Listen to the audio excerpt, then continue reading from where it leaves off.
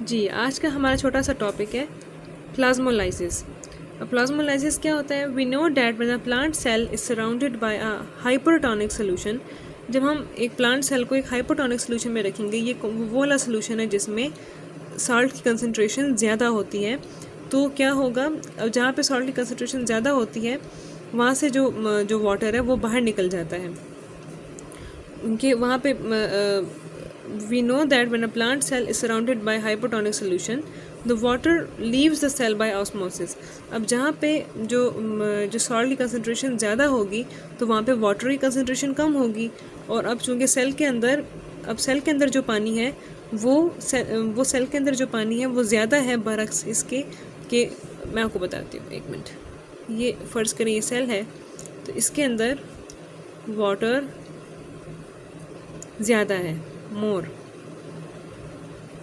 और इसको जिस सोल्यूशन में रखा हुआ है वो उसके अंदर वाटर लेस है, लेकिन सोल्यूट जो है वो हाई है। तो क्या होगा, डिफ्यूजन हमेशा कैसे होती है? From higher concentration to lower concentration. तो जो वाटर है वो सेल को लीव कर देगा। Okay, so we know that when a plant cell is surrounded by hypertonic solution, the water leaves the cell by osmosis. Water is lost first from the cytoplasm. सबसे पहले cytoplasm से water निकलता है, and then from the vacuole, फिर vacuole से पानी निकल जाता है।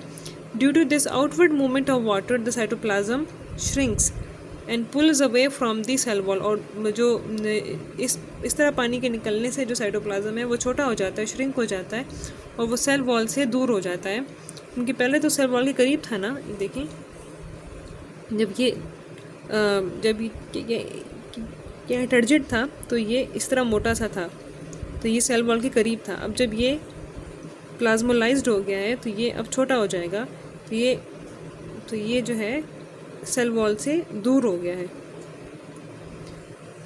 Due to this outward movement of water, the cytoplasm shrinks and pull away from the cell wall. This process is known as plasmolysis, को हम plasmolysis कहते हैं, and the cell is said to be plasmolysed, और जो cell है इसको हम plasmolysed cell कहेंगे।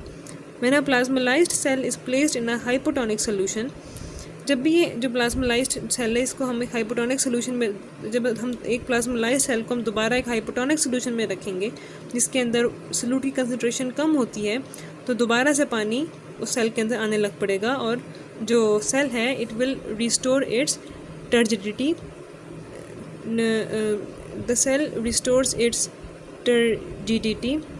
The process is called deplasmolysis, और इस प्रोसेस को हम डीप्लाज्मोलाइसिस कहते हैं। मतलब हम प्लाज्मोलाइसिस को दोबारा से ठीक कर रहे हैं उसको हाइपोटोनिक सोल्यूशन में डाल के। तो ये हमारा आज का टॉपिक था।